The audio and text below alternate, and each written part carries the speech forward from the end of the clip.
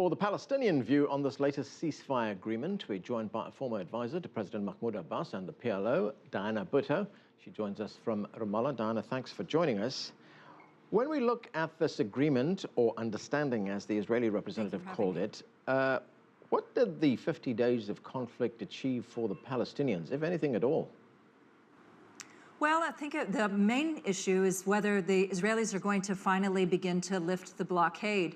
And what is clear is that over the course of the past 50 days, Israel has spent this time simply using the opportunity to destroy as much as possible within the Gaza Strip. It's targeted civilians, it's hit hospitals, mosques, schools, shelters, ambulance personnel, killed over 2,000 Palestinians, including 500 children.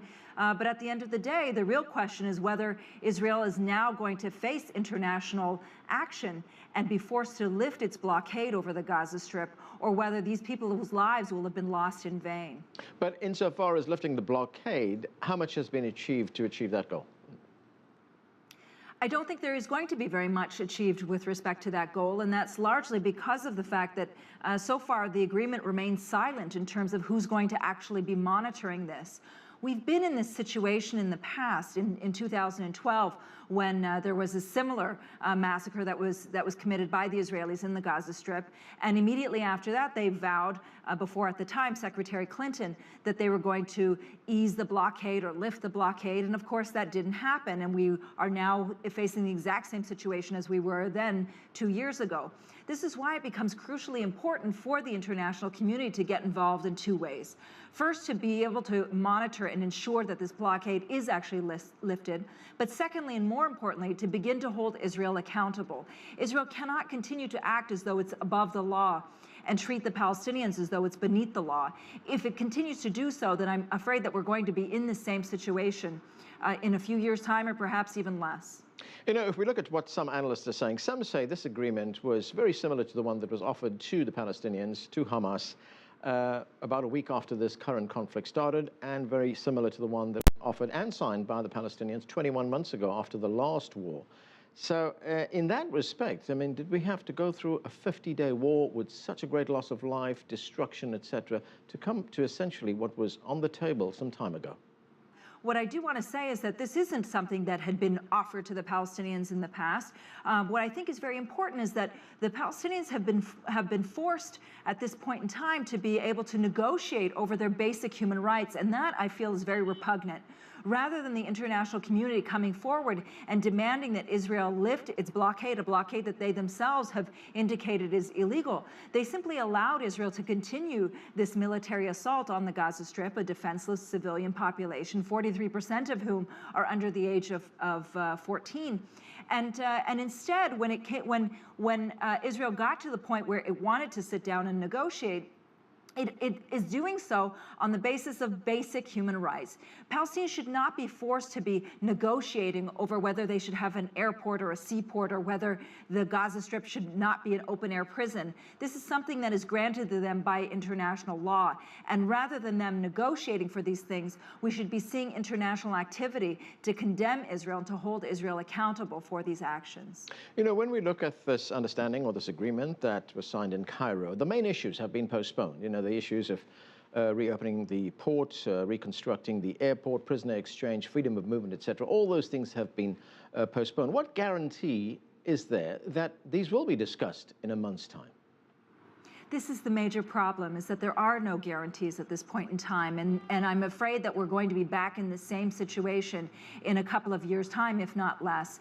The Israeli government has already indicated that it has a policy of what it calls mowing the lawn. In other words, going into the Gaza Strip every 2 years and carrying out some type of grand military assault on the Gaza Strip. And I'm afraid that without any international involvement that's going to hold Israel accountable, we're going to be at the same situation in another 2 years' time. And I say this because what we've seen over the lifetime of Palestinians in their negotiations with Israel is that Israel agrees to certain things and then undoes that agreement, and yet there's never any international accountability or an international body holding Israel to account. We've seen this in the West Bank with its continued settlement construction expansion, despite that it's illegal under international law. And we see this again with it when it comes to the blockade on the Gaza Strip. I believe that the only way that we can move forward is if we begin to hold Israel accountable. It is a state that should be held accountable under international law, and finally allow the Palestinians to live in freedom. Okay, I want you to take a listen to what the Israeli government spokesman Mark Regev said about this agreement that was signed. Let's watch this. This agreement commits Hamas to ending all hostile activity against Israel from Gaza. Now, if that in fact does happen, and we hope it does, that is for us victory. That's achieving our goals. What do you make of Mr. Regev's characterization of this deal?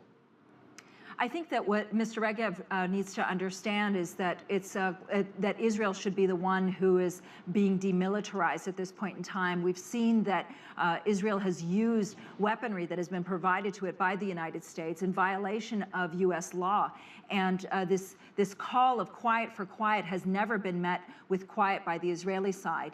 Each and every ceasefire has always been broken by the Israeli side, and I'm afraid that this next ceasefire is going to also be broken by the Israeli side.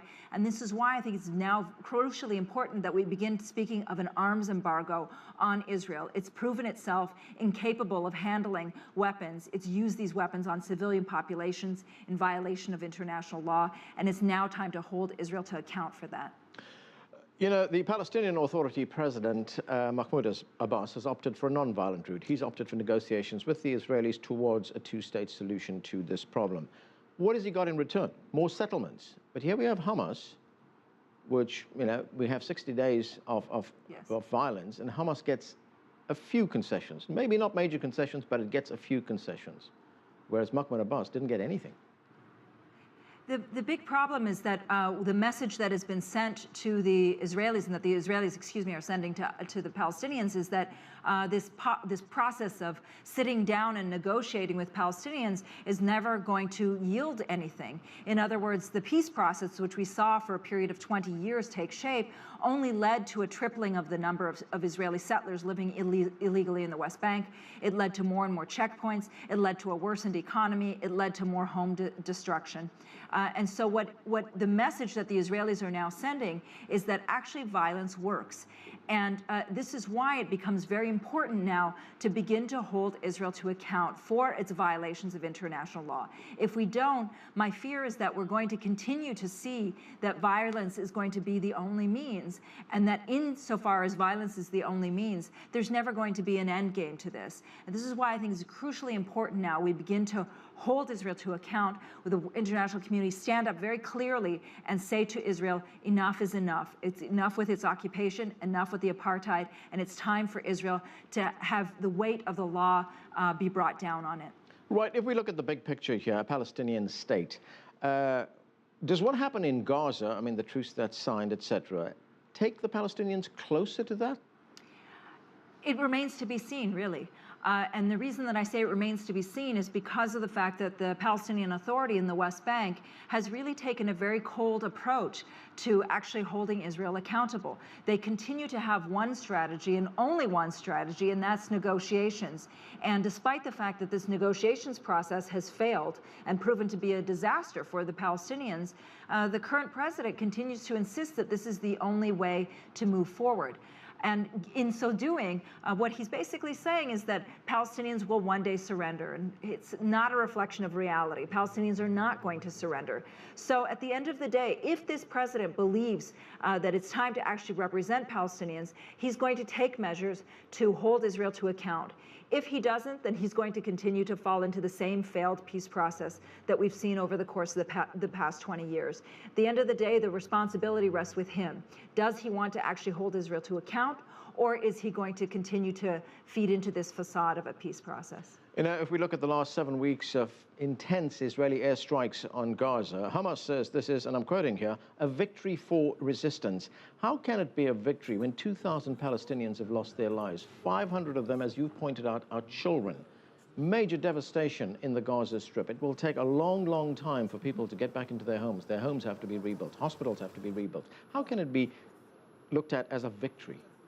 The way that they view it as a victory is the fact that two things happen. First is that this is a civilian population, a defenseless population, a refugee population that managed to withstand a very brutal Israeli assault on it without any international help, without any international support.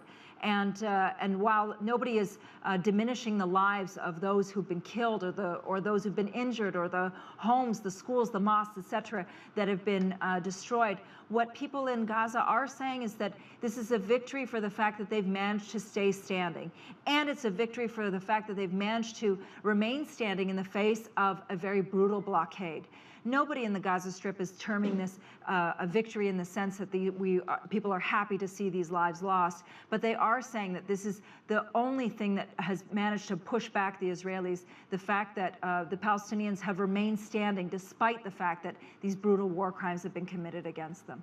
Okay, Diana, we're going to have to leave it there. Thanks for joining us.